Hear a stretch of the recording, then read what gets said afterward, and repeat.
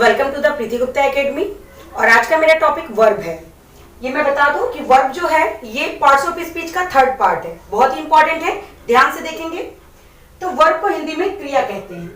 Definition देखिए, a verb is a word that is used to denote an action और state of a subject. यानी verb वो शब्द होते हैं जिनका हम यूज करते हैं सब्जेक्ट के यानी कर्ता के कार्य को दिखाने के लिए या स्थिति को दिखाने के लिए। तो ये तो हो गया वर्ब का डेफिनेशन।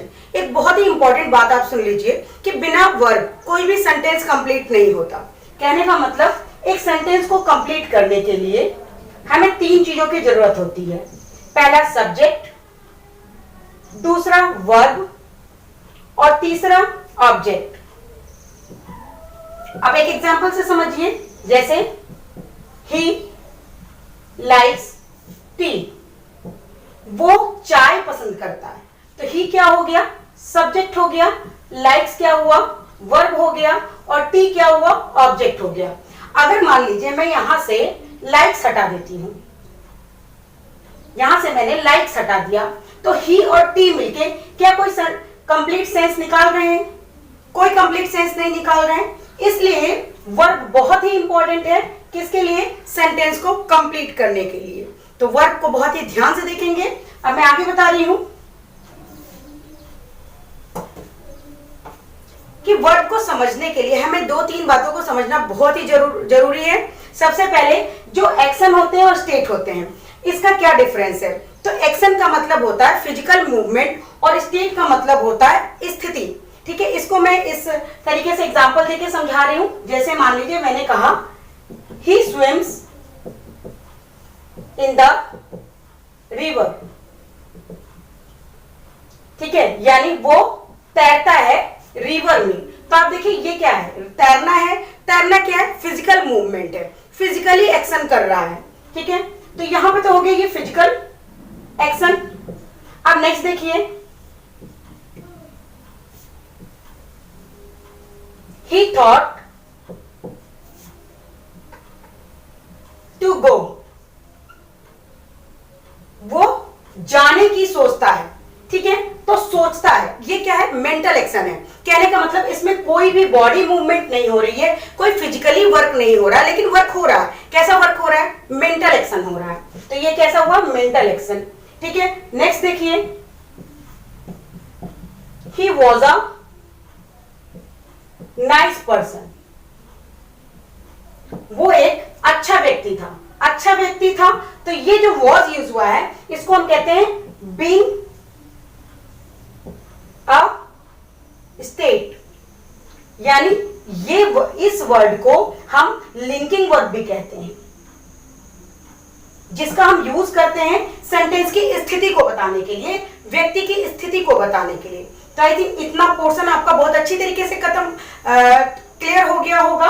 यानी वर्ब क्या होता है? जो बताता है सब्जेक्ट के एक्शन को और स्थिति को। ठीक है, एक्शन यानी वो दो तरीके से हो सकते हैं, फिजिकल एक्शन और मेंटल एक्शन। इसके अलावा बीइंग अ स्टेट होता है, यानी स्थिति।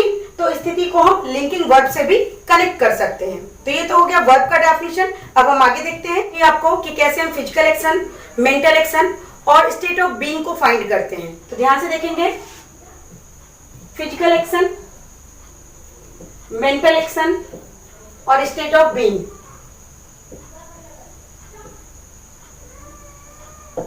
अब इसमें फिजिकल एक्शन का मतलब होता है जिसमें हम फिजिकली कोई वर्क करते हैं। जैसे मान लीजिए राइट, क्राई,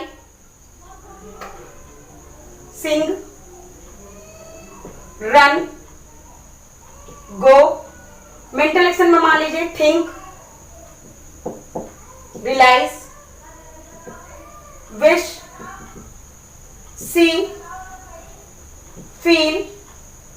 और स्टेट ऑफ बीइंग में मान लीजिए इज, एम, आर, वॉज, वर।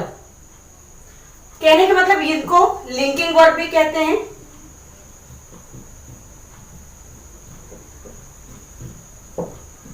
अब देखिए, समझिए, फिजिकल एक्शन में राइट होता है, यानी हम कुछ लिख रहे हैं तो फिजिकली वर्क कर रहे हैं। क्राई, चीख रहे हैं तो फिजिकली वर्क हो रहा है। सिंग गा रहे हैं तो फिजिकली वर्क हो रहा है, रन दौड़ रहे हैं तो भी फिजिकली वर्क हो रहा है। इसी तरीके से गो। नेक्स्ट देखिए मेंटल एक्शन। मेंटल एक्शन में क्या होता है, हम फिजिकली कुछ नहीं करते लेकिन काम होता है। जैसे हम सोचते हैं तो काम हो रहा है, यानी सोचने का काम हो रहा है, बट हम फिजिकली कुछ नहीं कर रहे हैं, ठीक है। यानी कहने का मतलब ये तो विजिबल होते हैं और ये इनविजिबल होते हैं, यानी कार्य होता है बट दिखाई नहीं देता। इसी तरीके से विश हो गया, सी हो गया और फील हो गया। अब यहाँ पे स्टेट ऑफ बीइंग को मैंने बता दिया, जिसको लिंकिंग वर्ब भी कहते हैं। तो इतना तो आपको क्लियर हो गया होगा बहुत अच्छी तरीके से। अब आगे देखिए मैं वर्ब के काइंड बताती हूँ। अब नेक्स्ट देखिए वर्ब की काइंड को।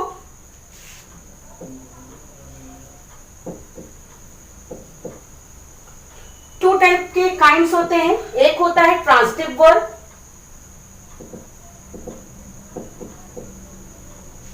और दूसरा होता है इनट्रांजिटिव वर्ब।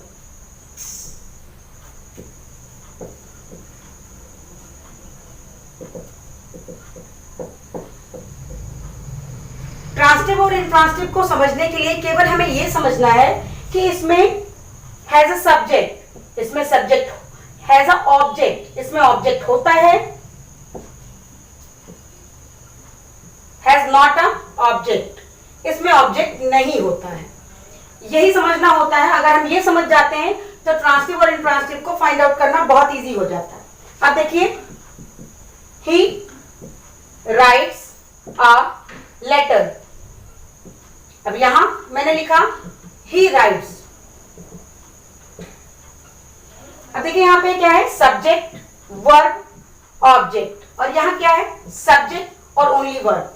तो जहां पे भी ऑब्जेक्ट होगा वो होगा ट्रांजिटिव वर्ब, जहां सब्जेक्ट ऑब्जेक्ट नहीं होगा वो होगा इनट्रांजिटिव वर्ब। इस तरीके से एक दो एग्जांपल और देखिए।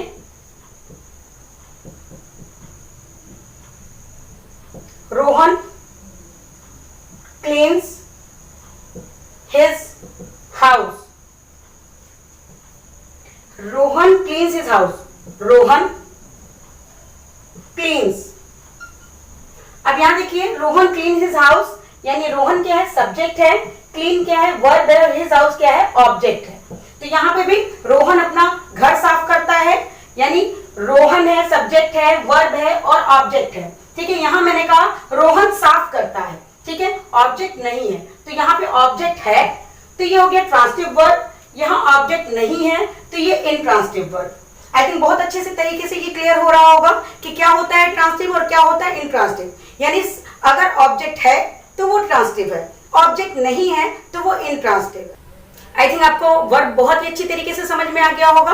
अगर समझ में आ गया है तो प्लीज कमेंट करें, लाइक करें, शेयर करें, और न्यू व्यूअर हैं तो मेरे चैनल को सब्सक्राइब करें और बहुत ही डिटेल में नॉलेज लें। Thank you, keep learning, keep practising.